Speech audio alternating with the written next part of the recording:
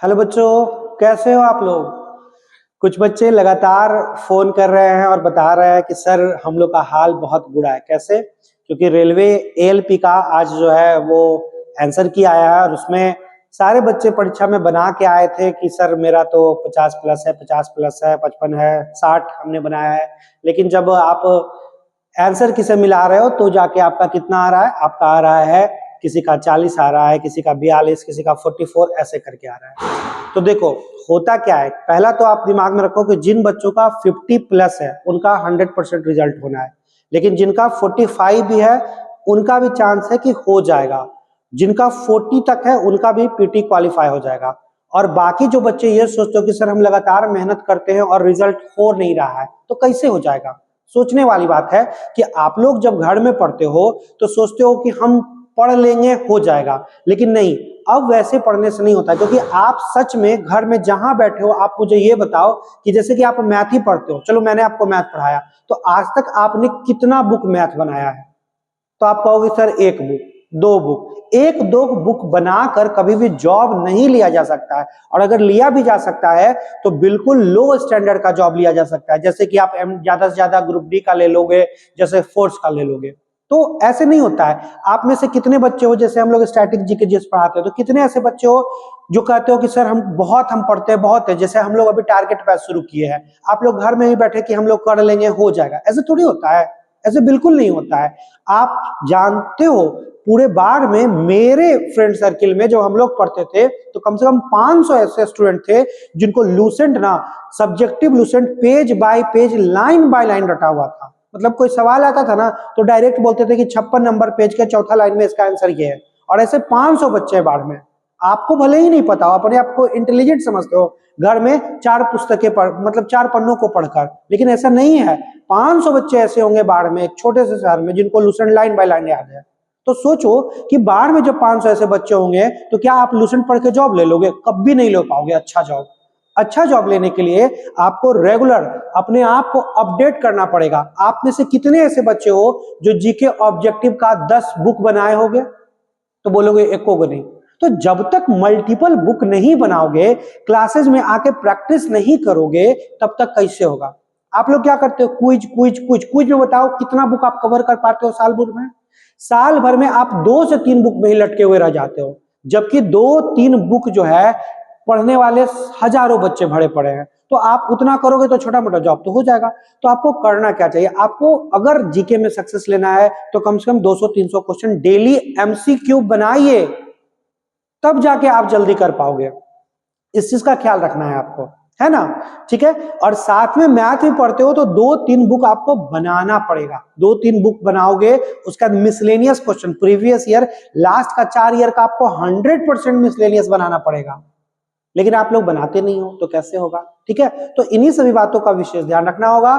चलो आज भी हम लोग एक नए सेशन का शुरुआत कर रहे हैं, स्टैटिक जीके का सेशन नंबर 127। और इसी जैसे ये सेशन में 10 क्वेश्चन आता है, हम लोग के बिहार पुलिस का जो हम लोग नाम है बिहार पुलिस, उसमें हम लोग एनटीपीसी, उसमें हम लोग ग्रुप डी, उसमें हम लोग एससीजीएल, सभी के जीके जीएस को अच्छा करने के लिए डेली 50 क्वेश्चन एक्स्ट्रा फैक्ट लाने का कोशिश कर रहे हैं। ठीक है, आज क्लास हुआ, आज उसमें पहला दिन क्लास था, आज 25 क्वेश्चन में ही पूरा टाइम बीत गया। धीरे धीरे उसको हम लोग बढ़ाएंगे।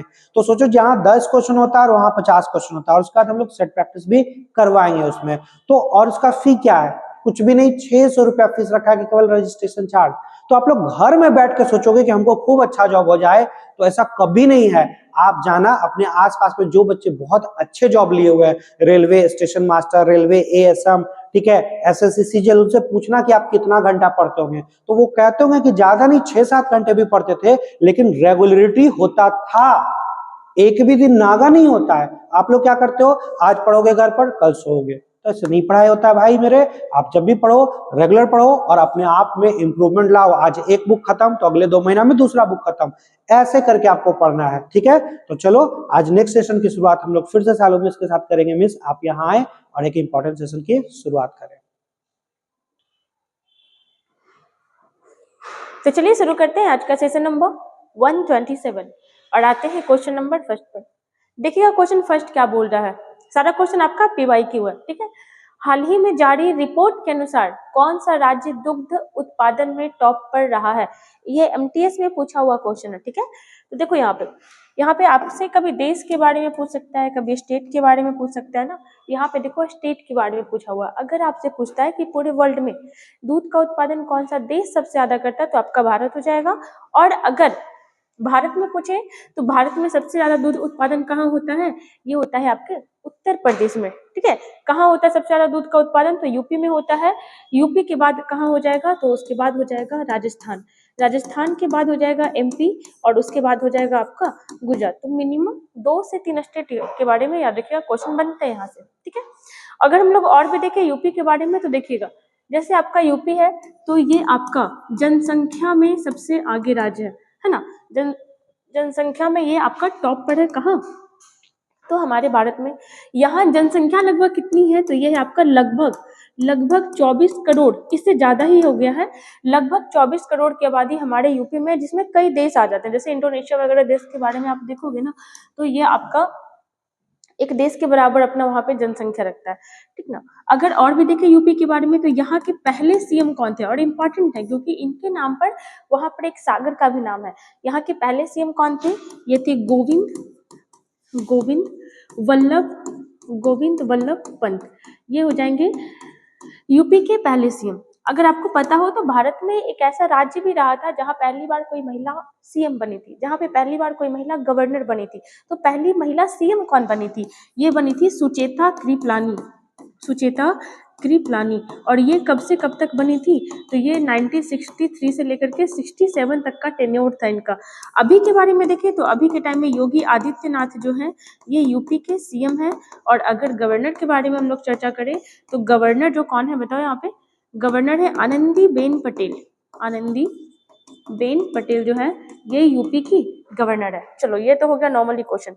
अगर हम लोग और भी यहाँ पे से कनेक्ट कर सकते हैं ना, तो आप देखोगे कि जिला का बात हो, विधानसभा, विधान परिषद, लोकसभा, देन राज्यसभा, इन सारे चीजों में कौन सा राज्य टॉप पर है? तो सारे के सारे में यूपी ही टॉप पे। बात करें जिला का या फिर लोकसभा का, राज्यसभा का, विधान परिषद, विधानसभा का, कई बार वीडियो में आपको बताया गया है।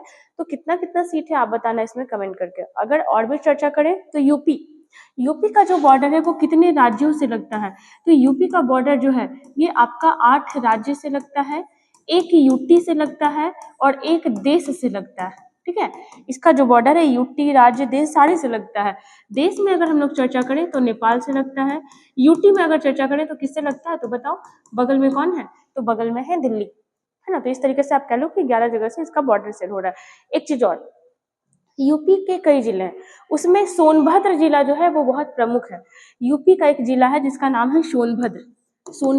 ये प्रमुख क्यों है? क्योंकि पूरे भारत में ये एकमात्र ऐसा जिला है, कहाँ का? यूपी का एकमात्र ऐसा जिला है ना जो आपका चार स्टेट के साथ बॉर्डर लगाता है। राज्य की बात नहीं हो रही, किसका बात हो रहा है? जिला का बात हो रहा है ना। किसके साथ ये बॉर्डर लगाता है? तो पहले तो एमपी के साथ लगाता। एमपी से अलग कौन हुआ है? छत्तीसगढ़। तो ये छत्तीसगढ़ के साथ भी बॉर्डर लगाता है ना। उसके बाद फिर आपका बिहार से भी लगाता है और झारखंड से भी लगाता है। और ये क्वेश्चन जो है आपके एग्जाम में पूछा हुआ है, ठीक है। ये क्वेश्चन आपके एग्जाम में पूछा हुआ है, इसको भी याद रखिएगा। अगर बात करते हैं कि भारत में टाइगर रिजर्व जो है उसमें से 53 नंबर का जो टाइगर रिजर्व घोषित हुआ था, रानीपुर टाइगर रिजर्व, ये कहाँ है? तो ये भी आपका उत्तर प्रदेश में है, ठीक है। यहाँ पे देखो क्या हुआ है, राम मंदिर का उद्घाटन हुआ। और ये कब हुआ था? तो 22 जनवरी 2024 को हुआ था। कई राष्ट्रीय उद्यान है यहाँ, जिसमें से आपका पीलीभीत राष्ट्रीय उद्यान, चंद्रप्रभा राष्ट्रीय उद्यान, दुधवा राष्ट्रीय उद्यान प्रमुख है। तो ये सारे फैक्ट्स आप याद रखिएगा। आते हैं क्वेश्चन नंबर 2 पर। देखिएगा 28 नवंबर 2024 को हेमंत सोरेन किस राज्य के मुख्यमंत्री पद की शपथ लेंगे? ऐसे शपथ ले चुके हैं, है ना। तो अब इनका शपथ ग्रहण हो चुका है, वो वहां के सीएम बन चुके हैं, ठीक ना। अभी देखो रिसेंट में क्या हुआ है ना, कई राज्यों में विधानसभा का चुनाव हुआ है ना। और आपको पता है कि विधानसभा के चुनाव से हम लोग राज्य का मुखिया चुनते हैं। राज्य का मुखिया कौन होता है? मुख्यमंत्री होता है। और लोकसभा के चुनाव से हम लोग देश का मुखिया चुनते हैं, और देश का मुखिया कौन होता? तो प्रधानमंत्री होता है। तो यहाँ पे देखिएगा, अगर बात करें हेमंत सोरेन के बारे में तो ये शिबू सोरेन के फैमिली से हैं। और शिबू सोरेन जो है ये आपके कहाँ के? तो झारखंड के एक टाइम में सीएम रह चुके थे, ठीक है। तो ये जो है हेमंत सोरेन जो है ये चौथी बार ये चौथी बार क्या किए हैं, तो झारखंड के सीएम के रूप में शपथ लिए हैं, ठीक ना। इनको शपथ कौन दिलाया, तो जैसा कि आपको पता है कि सीएम को शपथ कौन दिलाता है, सीएम को शपथ दिलाता है राज्यपाल। और राज्यपाल कौन है अभी झारखंड के, तो ये हो जाएंगे संतोष गंगवार, ठीक है। राज्यपाल कौन है झारखंड के, तो ये है आपके संतोष गंगवार। अगर बात करें यहाँ पर कि झारखंड में जिले कितने हैं, झारखंड में आपका 24 जिला है, ठीक है। झारखंड में आपका जिला कितना है, 24। अगर विधानसभा सीट देखें तो 81, ठीक है, याद रखिएगा। हमारे बिहार में विधानसभा सीट कितना है, 243 है। झारखंड में कितने हैं, तो झारखंड में है 81। लोकसभा का चर्चा करें तो लोकसभा सीट जो है ये है 14 और राज्यसभा सीट कितने हैं, तो ये है आपका 6, ठीक है। झारखंड जो है ये कभी अपने बिहार का भाग रहा था, किससे अलग होकर के ये बना, तो ये बना अपने बिहार से अलग होकर के। और कब बना था, तो 15 नवंबर 2000 ईस्वी को, 15 नवंबर 2000 ईस्वी को आपका झारखंड एक अलग राज्य के रूप में बन के आया। 15 नवंबर को ही क्यों अलग किया गया, क्योंकि इस दिन बिरसा मुंडा जी का जयंती मनाया जाता है और इस दिन को और भी रिस्पेक्ट देने के लिए, इस दिन को और भी रिकॉग्नाइज करने के लिए इसी दिन को चुना गया था। अगर हम लोग बात करें कि भारत जब झारखंड इस्टेब्लिश हुआ, वहाँ चुनाव हुआ, तो वहाँ के पहले सीएम कौन बने थे, झारखंड के पहले सीएम कौन बने थे, तो ये हो जाएंगे बाबूलाल मरांडी, बाबूलाल मरांडी, ठीक ना। इंपॉर्टेंट है, याद रखिएगा। वैसे आपको पता है झारखंड में ना हेमंत सोरेन जो है 3 बार सीएम रह चुके थे, ये चौथी बार सीएम बने हैं। झारखंड में 2 सीएम ऐसे रहे ना जो पहले से 3 बार उनका टेन्योर पूरा हो चुका है। कौन कौन रहे, तो एक रहे अर्जुन मुंडा और एक रहे हैं शिबू सोरेन, है ना। तो इनके बारे में आप ये बस याद रखिएगा कि ये दोनों व्यक्ति जो है ये झारखंड के 3 बार सीएम रह चुके हैं। यहाँ पे आंसर क्या हो जाएगा, ऑप्शन नंबर सी। अच्छा, कोई और भी राज्य है क्या जहाँ रिसेंट में अभी नए सीएम बने हैं, तो हाँ है। चलो कौन कौन से है तो हम लोग थोड़ा सा यहाँ पे देख लेते हैं। जैसे अगर हम लोग बात करें तो अभी रिसेंट में हरियाणा में नए सीएम बने हैं। कौन बने हैं, तो नायब सिंह सैनी, ठीक है। और उसके बाद फिर जम्मू कश्मीर में भी चुनाव हुआ था, तो जम्मू कश्मीर के सीएम कौन बने हैं, तो ये बने हैं उमर अब्दुल्ला। और कहीं हुआ था, और कहीं बताओ। जैसे झारखंड में हम लोग अभी देखें, झारखंड में कौन बने, तो झारखंड में बने हेमंत सोरेन। और कहीं हुआ था, अगर आपको याद आएगा तो और बताइएगा, ठीक ना। चलिए आगे आते हैं क्वेश्चन नंबर 3 पर। देखिएगा, KM मुंशी, इंपॉर्टेंट क्वेश्चन है, सारा क्वेश्चन MTS में आया हुआ है, ठीक ना। ये वही उसी का प्रीवियस क्वेश्चन चल रहा है और बस अब ध्यान से पढ़िएगा ना तो ये समझ में आ जाएगा। ये क्वेश्चन आदमी तुक्का भी सही बना सकता था। देखो क्या है क्वेश्चन में, KM मुंशी का ऐतिहासिक उपन्यास, है ना, इनके एक नॉवेल के बारे में बात कर रहा है। नॉवेल का नाम क्या है, the glory of Patan. KM Munshi का ऐतिहासिक उपन्यास द ग्लोरी ऑफ पाटन किस भारतीय भाषा में लिखा गया था, आपसे ये पूछा, ठीक है। बाद में इसका ट्रांसलेशन हुआ, अंग्रेजी भाषा में हुआ, बट शुरुआत में ये किस भाषा में लिखा गया था। तो आपको पता है ये जो पाटन है ये एक शहर है, ये जो पाटन है ना ये एक शहर है। और ये कहाँ बसा हुआ शहर है, तो ये गुजरात में बसा हुआ एक शहर है। पाटन जो है ये गुजरात में बसा हुआ एक शहर है। और आप यहाँ से थोड़ा सा दिमाग लगा के सही बना सकते थे कि ये किस भाषा में लिखी गई होगी, तो ये आपका गुजराती भाषा में लिखा गया था। तो इसका आंसर क्या हो जाएगा, ऑप्शन नंबर ए, ठीक ना।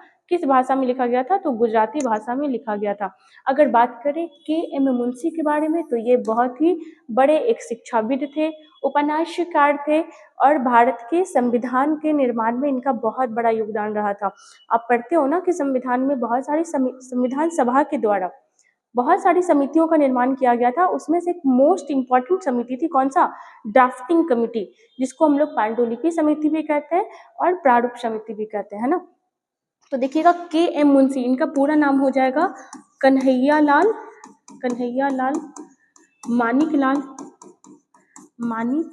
लाल मुंशी, है ना। ये व्यक्ति जो थे ये प्रारूप समिति के मेंबर रहे थे, ये जो है ये प्रारूप समिति के मेंबर रहे थे, के सदस्य रहे थे। इनके बारे में फैक्चुअल चीज आप और भी याद रखिएगा कि इन्होंने महात्मा गांधी के साथ काम किया, इन्होंने मुंशी प्रेमचंद जी के साथ काम किया।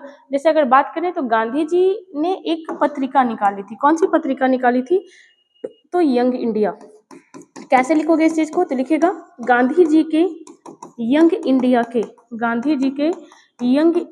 के सह संपादक, सह संपादक, है ना। मतलब यहाँ से आपको एक चीज पता चला कि यंग इंडिया पत्रिका जो है किसके द्वारा निकाला गया था, तो गांधी जी के द्वारा। उसमें इनके सहयोगी कौन थे, तो के.एम. मुंशी जी थे। अगर बात करें तो प्रेमचंद जी के, है ना, प्रेमचंद, मुंशी प्रेमचंद, प्रेमचंद जी ने एक पत्रिका निकाला था जिसका नाम क्या था, जिसका नाम था हंस, जिसका नाम था हंस। हंस के भी ये क्या रहे थे, तो सह संपादक रहे थे, इस चीज को याद रखिएगा। और मोस्ट इंपॉर्टेंट, यूपी के राज्यपाल भी रहे थे, कौन, तो यही के.एम. मुंशी साहब, ठीक ना, इस चीज को याद रखिएगा। आंसर क्या हो जाएगा, ऑप्शन नंबर ए। चलो आगे आते हैं। वैसे देखो गुजरात का ही एक शहर है, पता है कौन, गुजरात का ही एक मॉन्यूमेंट है, ठीक है, स्मारक है, कौन सा, तो इसका नाम है रानी की वाव।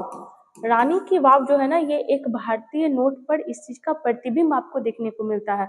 तो बताना आप कि किस नोट पर रानी की वाव का फिगर आपको दिखता है, तो ये दिखता है आपका 100 रुपए के नोट पर, ठीक ना। चलो नेक्स्ट क्वेश्चन में आ रहे, क्वेश्चन नंबर 4 देखिएगा। देखो 4 क्या कह रहा, हल्दी में निम्नलिखित में से कौन सा रासायनिक यौगिक मौजूद होता है। आपसे पूछा ना, जैसे आप देखते हो, आप टमाटर के बारे में जानते हो कि टमाटर का कलर कैसा है, तो रेड है, किस वजह से, तो लाइकोपीन की वजह से, है ना। तो साड़े का जो कलर होता है ना, उसके पीछे एक अलग पिगमेंट होता है ना।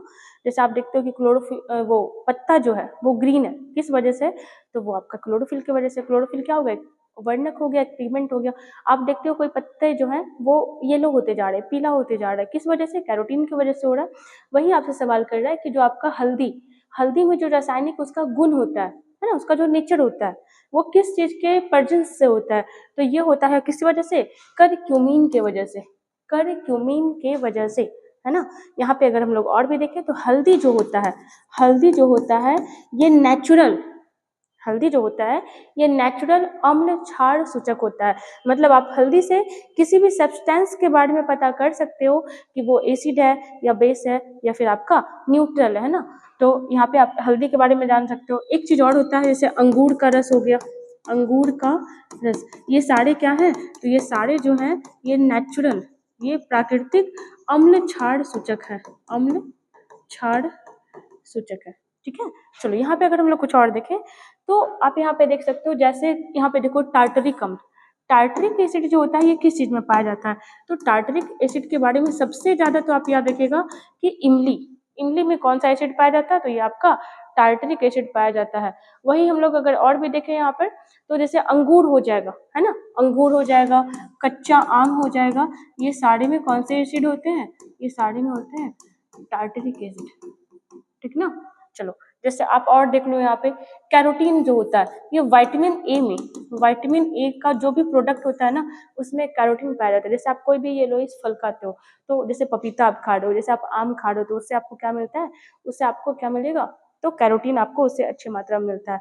अगर बात करें भारत के बारे में, तो भारत जो है हल्दी का सबसे बड़ा उत्पादक भी है, सबसे बड़ा उपभोक्ता भी है और सबसे बड़ा निर्यातक भी है। मतलब आप समझ रहे हो, हल्दी का सबसे ज्यादा उत्पादन कहाँ होता है, भारत में होता है। सबसे ज्यादा कंज्यूम कहाँ होता है, वो भी भारत में होता है। और सबसे ज्यादा बेचा कहाँ जाता है, एक्सपोर्ट कहाँ से होता है, तो वो भी कहाँ से होता है, वो भी भारत से होता है ना। यहाँ पे आंसर क्या हो जाएगा, ऑप्शन नंबर बी। चलो आगे आते हैं क्वेश्चन नंबर 5 पर। देखो अच्छा क्वेश्चन है, ये सारे क्वेश्चन पूछे हुए हैं, ठीक है। पटकाई की जो पहाड़ियां हैं वो आपसे पूछ रहा है कि ये किसके भाग हैं, पटकाई की जो पहाड़ियां हैं ये किसके भाग है। तो देखो ये क्वेश्चन को आदमी आराम से थोड़ा सा इसमें दिमाग का यूज करिएगा ना, नहीं पता रहेगा फिर भी बन जाएगा। जैसे आप देख रहे हो पूर्वी घाट पश्चिमी घाट, तो पूर्वी घाट जो है आपका वो इस टाइप से दक्षिण भारत की ओर आपको दिखेगा, है ना। जैसे ही आप देखते हैं हमें पश्चिमी घाट, तो ये इस टाइप से आपको दक्षिण साइड की ओर दिखेगा। और वहां पे आपसे पूछा पटकाई पहाड़ी जो है ना, ये नॉर्थ ईस्ट के साइड में है ना, ये नॉर्थ ईस्ट इंडिया के साइड में है।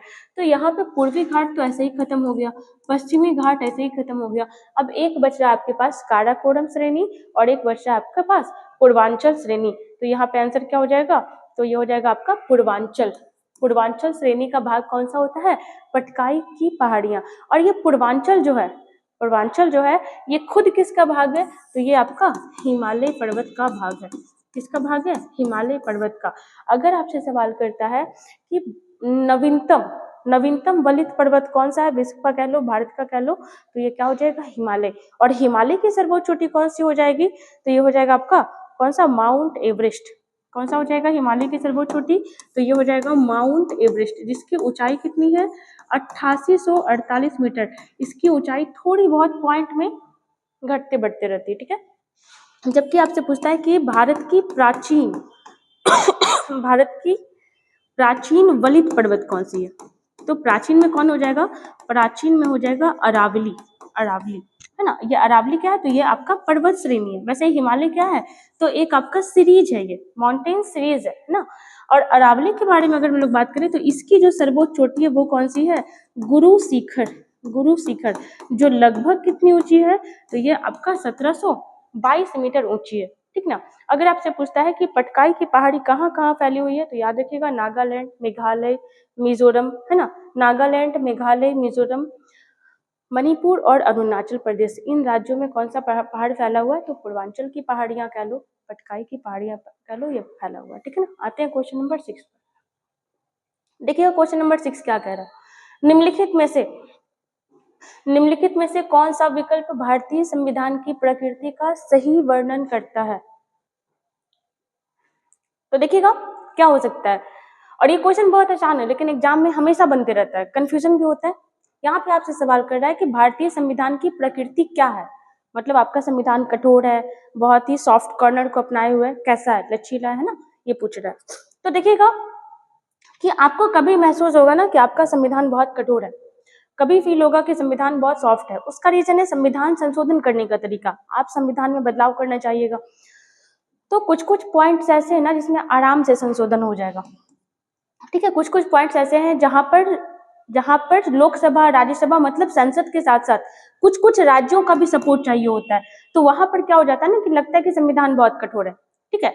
कहीं कहीं पर क्या होता है कि विशेष बहुमत का जरूरत पड़ता है, संविधान संशोधन के लिए। तो मेनली संविधान संशोधन की प्रक्रिया के माध्यम से ही कहा जाता है कि हमारा संविधान क्या है, तो न तो बहुत कठोर है ना। देखिएगा यहाँ पे न तो कठोर है और न ही लचीला, मतलब समझ जाओ ना, ये बीच का है, ना तो आपको बहुत ज्यादा कठोर फील करवाएगा और ना ही बहुत ज्यादा सॉफ्ट आपको फील होने देगा। तो ये हो गया हमारे संविधान का। अब इसको याद रखिएगा, बाकी संविधान संशोधन का जब चैप्टर पढ़िएगा तो समझ में आएगा। जैसे आप देखते हो नेता लोग क्या बोलते रहते हैं, डबल इंजन का सरकार, क्या होता है इसका मतलब? डबल इंजन का सरकार मतलब होता है कि केंद्र में जिस पार्टी की सरकार चल रही है प्रॉपर राज्यों में भी उस पार्टी की सरकार हो। आखिर नेता लोग ऐसा क्यों चाहता है? नेता लोग इसलिए चाहता है ना क्योंकि कुछ संशोधन ऐसे हैं ना जहाँ पे कम से कम आधे राज्यों का सपोर्ट चाहिए होता है। तो अगर राज्य में भी उसी प्रकार का सरकार होगा, उसी पार्टी का सरकार होगा ना, तो संशोधन करने में काफी ज्यादा हेल्पफुल होता है, ठीक ना। तो इस सब चीज को याद रखिएगा। खैर आते हैं हम लोग यहाँ पे संविधान के बारे में। आपसे सवाल करता है कि भारत में संविधान दिवस किस डेट को मनाया जाता है? भारत में संविधान दिवस किस डेट को मनाया जाता है? तो ये हो जाएगा, कब बताओ, 26 नवंबर, है ना। 26 नवंबर। क्यों? क्योंकि इस दिन संविधान बनके तैयार हो गया था, है ना।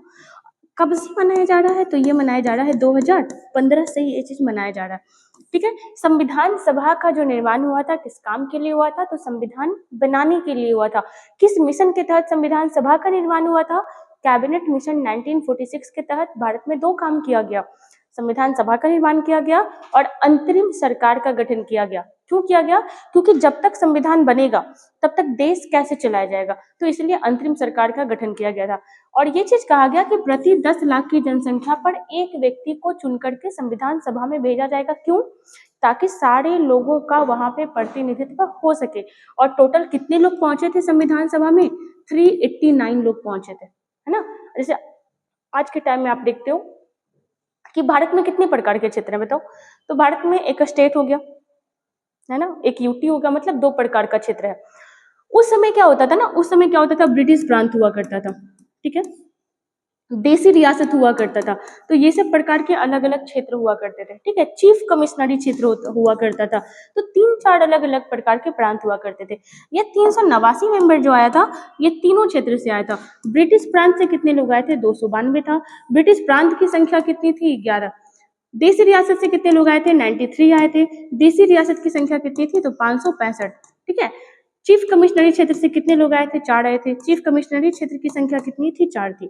तो इस टाइप से आप याद रखिएगा कि इतने सारे लोग जो थे, ये सारे लोग मिलकर के संविधान सभा का निर्माण किए और संविधान सभा बनने के बाद हमारे लिए एक संविधान का निर्माण किया गया था। संविधान की जननी किसको कहा जाता है? तो संविधान की जननी कहा जाता है भीमराव अम्बेडकर को, बिकॉज इनका बहुत बहुत ज्यादा योगदान रहा था हमारे संविधान के निर्माण में। ठीक ना, चलो यहाँ पे आगे आते हैं क्वेश्चन नंबर 5 पर। देखना, राजा हर्षवर्धन के दरबारी कवि कौन थे? ये भी क्वेश्चन एमटीएस में पूछा हुआ है, सारा क्वेश्चन एमटीएस में पूछा हुआ है। तो ये हो जाएगा राजा हर्षवर्धन के दरबारी कवि कौन थे? तो ये थे बाणभट्ट। और बाणभट्ट के द्वारा बहुत सारी पुस्तकें लिखी गई थी, जिसमें सबसे ज्यादा इंपॉर्टेंट पुस्तक जो हो जाएगा, बताओ कौन सा हो जाएगा? तो सबसे ज्यादा इंपॉर्टेंट पुस्तक जो हो जाएगा, ये हो जाएगा हर्षचरित। कौन सा हो जाएगा? हर्षचरित। ठीक ना, तो इस चीज को याद रखिएगा, बाणभट्ट के द्वारा कादम्बरी लिखा गया, ठीक है, हर्षचरित लिखा गया, जिससे क्या होता है, जिससे हर्षवर्धन के कैरेक्टर के बारे में, हर्षवर्धन के जीवन के बारे में काफी सारी जानकारियां मिलती हैं। अगर और भी हम लोग देखें यहाँ पे, तो चंडिका शतक भी पुस्तक किसके द्वारा लिखा गया? तो बाणभट्ट के द्वारा लिखा गया, चंडिका शतक। ठीक है, चलो यहाँ पर अगर हम लोग देखें हर्षवर्धन के बारे में, तो ये किस वंश का शासक था? तो ये आपका वर्धन वंश का शासक था। खुद भी ये काफी शिक्षित व्यक्तित्व रहा था और इसने भी कई सारी पुस्तकें लिखी थी, जैसे नागानंद हो गया, है ना, रत्नावली हो गया, प्रियदर्शिका हो गया। ये सारे पुस्तक किसके द्वारा लिखा गया? तो हर्षवर्धन के द्वारा। याद रखिएगा, यहाँ पे नाम हम लिखते रहे हैं, कौन कौन सा? नागानंद, रत्नावली और प्रियदर्शिका। ये तीनों का तीनों पुस्तक किसके द्वारा लिखा गया? तो हर्षवर्धन जी के द्वारा। अगर बात करें रवि कीर्ति के बारे में, तो रवि कीर्ति जो था, इसके बारे में सुनिएगा, ये चालुक्य शासक पुलकेशिन द्वितीय का दरबारी कवि था। और पुलकेशिन द्वितीय जो है, ये हर्षवर्धन को बुरी तरीके से हराया था। और इस बात की जानकारी हमें कहाँ से मिलती है? तो इस बात की जानकारी मिलती है ऐहोल अभिलेख से। कहाँ से मिलती है? ऐहोल अभिलेख से इस बात की जानकारी मिलती है, जिसको किसने लिखा है? जिसको लिखा है रवि कीर्ति ने लिखा है। कालिदास के बारे में हम लोग बात करें, तो कालिदास जी जो थे, ये चंद्रगुप्त द्वितीय के दरबार में रहते थे, वहां कवि का काम करते थे। ठीक है, नेक्स्ट क्वेश्चन में आ रहा है, देखना यहाँ पे, कृषि का जो रबी फसल होता है ना, उसका ऋतु बता रहा है कि ये अक्टूबर नवंबर में शुरू होता है और समाप्त कब होता है? ये क्वेश्चन भी आपका पूछा हुआ है। तो समाप्त देखो कब होता है, तो ये होता है आपका मार्च अप्रैल में। मतलब रबी का फसल जो है अक्टूबर नवंबर में शुरू होता है और कहाँ तक चलता है? तो मार्च से लेकर के अप्रैल तक चलता है। इसके बारे में आप याद रखिएगा कि इस समय जो भी चीज बोया जाता है, उसको कम तापमान की जरूरत होती है, कम पानी की जरूरत होती है, है ना। जैसे क्या क्या हो सकता है? तो गेहूं हो जाएगा, है ना, कौन हो जाएगा? गेहूं, जौ, चना, है ना, ये सारे किस में आ जाएंगे? तो रबी के फसल में आएंगे। गेहूं, जौ, चना, सरसों, मटर, आलू, ये सारे जो हैं, ये सारे के सारे किस में आएंगे? तो ये सारे के सारे आपके रबी के फसल में आ जाएंगे, है ना। आलू वगैरह हो जाएगा, तिलहन, है ना, जितना भी तेल निकालने का जो चीज आता है, वो सारे के सारे कहाँ आ जाएंगे? रबी फसल में आ जाएंगे। नेक्स्ट क्वेश्चन में देखना, बांग्लादेश में गंगा किस नाम से जानी जाती है? तो गंगा जो है, ये गंगोत्री ग्लेशियर से निकलते हुए देवप्रयाग में क्या होता है? देवप्रयाग नामक जगह पे, जहां पर अलकनंदा से भागीरथी मिलती है। और मिलने के बाद किस नदी का निर्माण होता है? गंगा नदी का। गंगा जो है आपके भारत की राष्ट्रीय नदी है। और राष्ट्रीय नदी घोषित कब किया गया? तो राष्ट्रीय नदी घोषित किया गया था 2008 में। गंगा को राष्ट्रीय नदी कब घोषित किया गया? 2008 में। इसकी लंबाई कितनी है? तो लंबाई है 2525 किलोमीटर, है ना, जो उत्तराखंड, यूपी, है ना, यूपी और बताओ बिहार, झारखंड, वेस्ट बंगाल और यहाँ से बांग्लादेश होते हुए कहाँ की ओर गिर जाती है? तो बंगाल की खाड़ी में ये नदी जो है आगे जाकर गिर जाती है। सवाल क्या है कि बांग्लादेश में गंगा किस नाम से जानी जाती है? तो बांग्लादेश में जो गंगा है वो पद्मा के नाम से जानी जाती है। वहीं अगर सवाल करता है कि बांग्लादेश में ब्रह्मपुत्रा को किस नाम से जाना जाता है? तो ब्रह्मपुत्रा को जाना जाता है किस नाम से? बताइए, जमुना के नाम से, है ना। बांग्लादेश में ब्रह्मपुत्रा नदी को किस नाम से जाना जाता है?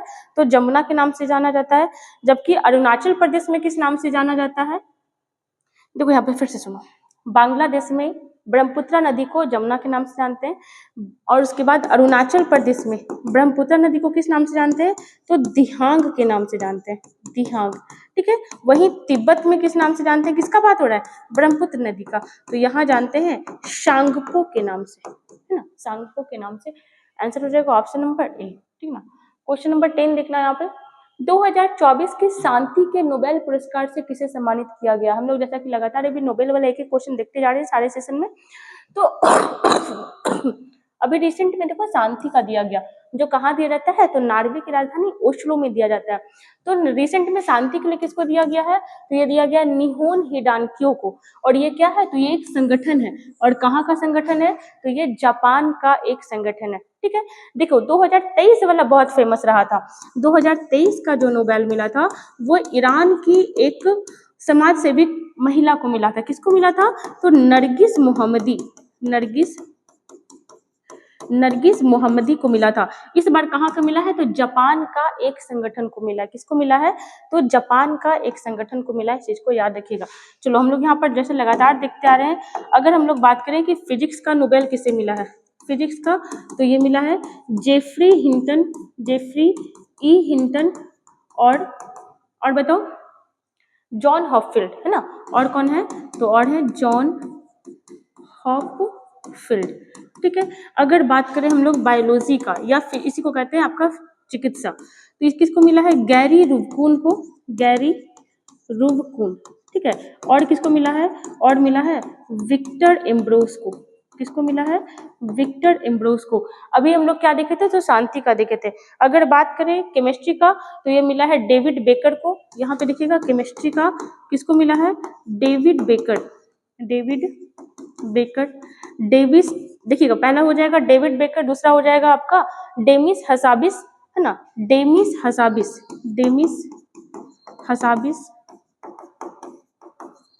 और तीसरा हो जाएगा जॉन जम्पर।